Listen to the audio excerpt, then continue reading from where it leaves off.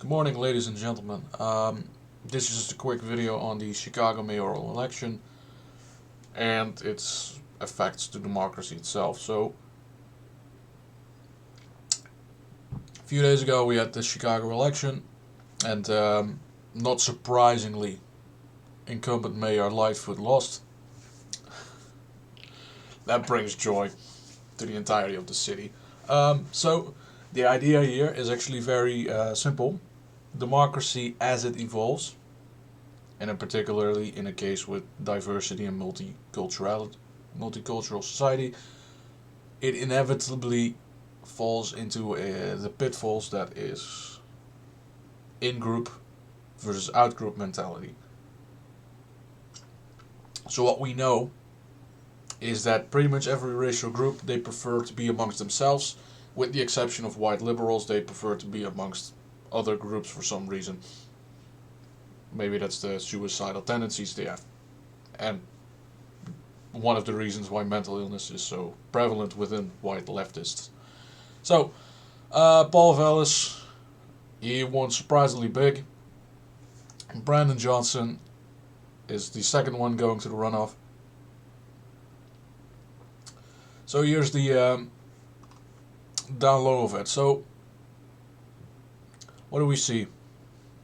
Just look by the awards. So we have, by awards, we have Vallis in red, Johnson in green, Lightfoot in blue, and Garcia in orange.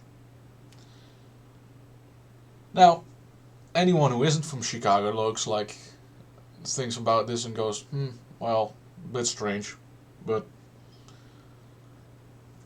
plausible.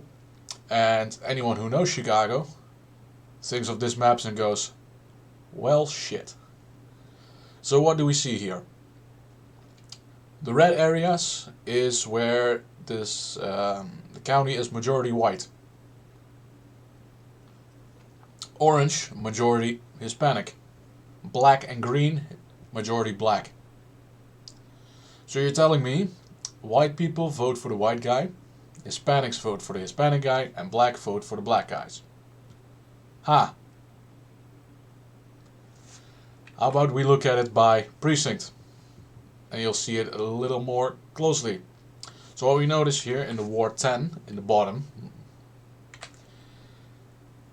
right is white. The remainder of Ward 10 is Hispanic.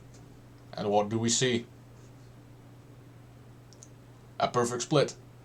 Same thing goes with Ward 13 and 23.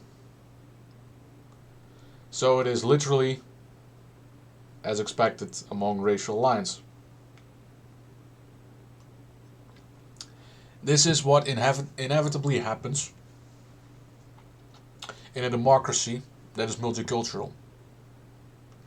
And this is why diversity is not a virtue. Because inevitably it will resolve in racial conflict, partially fueled by Marxist ideology and critical race theory, which is in turn Marxist of its own. So we'll find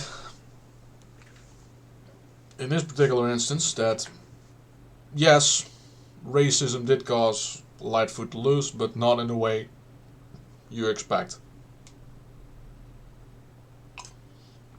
So here's the thing. This also feeds in support in particular political parties and particular ideologies, because it's dependent on the race of the individual. For an example, in general, white people are not as susceptible to collectivist ideologies. They're more individual minded. They believe more in things like meritocracy and that kind of concepts. And racial groups, black, Hispanic, they're more collectivists in their mind, so it's about the entirety of the group. And in particularly cases of Asian cultures, it's about their race. So what do we find? Koreans only support Koreans, Japanese only support Japanese, and so on and so forth. There's a reason why there's a thing about a European Union, why that exists, and it's because white people want to work together and solve issues. African Union, there is such a thing. I think it's mostly economic. But then again, it's about the collective, and an Asian union cannot exist because North Koreans hate South Koreans, Japanese hate Koreans, Japanese hate Chinese, Vietnamese hate Laos and Cambodians, and so on and so forth. So there is a distinct group mentality here regarding not only ethnicity but also nationality and race itself, and this will in turn force particular groups to fight amongst themselves. So what happens in diversity, and I mean the Marxist version of diversity, and that means anti-white, inevitably it becomes a race struggle. And we see that right here, and we also see that with the completely manufactured terminology such as BIPOC and brown and those kind of terminologies used by these Marxists. There's no such thing as a BIPOC, it's completely invented.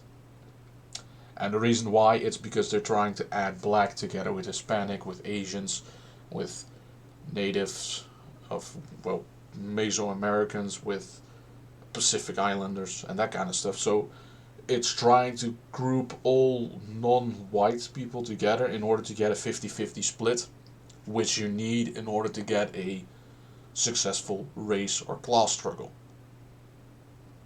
This is fundamentally Marxist ideology. This is exactly the way how the Soviet Union came to be. This is exactly the way how the French Revolution came to be. And pretty much any socialist insurrection pits people against themselves with things that are sturdy but not unchangeable, such as class, such as race. They're sturdy, but because we use definitions that we can manipulate, you can also make this completely a flexible system. This is why these particular things aren't constant. There's also a reason why these things are to be manipulated whenever the chance is there. And we see this right here in this mayoral election. So, at this particular instance, we'll find that people have been voting among racial lines, just as expected. This is the sobering reality of what a democracy is. Inevitably, it becomes a class struggle. Inevitably, it becomes a racial struggle. And in these struggles, civil rights, the things we fought so hard for, freedom of speech, right to protect yourself, right to privacy, these things inevitably are on the chopping block. And when that occurs, dictatorship starts to rise. So yes, there is a problem within democratic structures, and it's created deliberately for control. It is the manufactured and deliberate destruction of a nation. That is what diversity is. So, I hope you enjoyed this, albeit rambly form of a hot take. I don't give a shit about whether it's offensive or not, because anything can be offensive. I don't give a shit if some people think it's unprofessional or impolite. We're long past that. We have potentially a Great Barrier event arising, and if you don't know what a Great Barrier is, that's part of the Fermi paradox, which basically is the mathematical and physical calculations regarding foreign life forms, so aliens basically. I can do a video on that if you want, but that's a little bit of a different topic. So,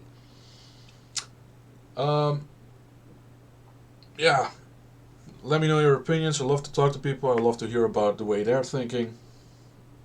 And I'll see you in a later video. Cheers.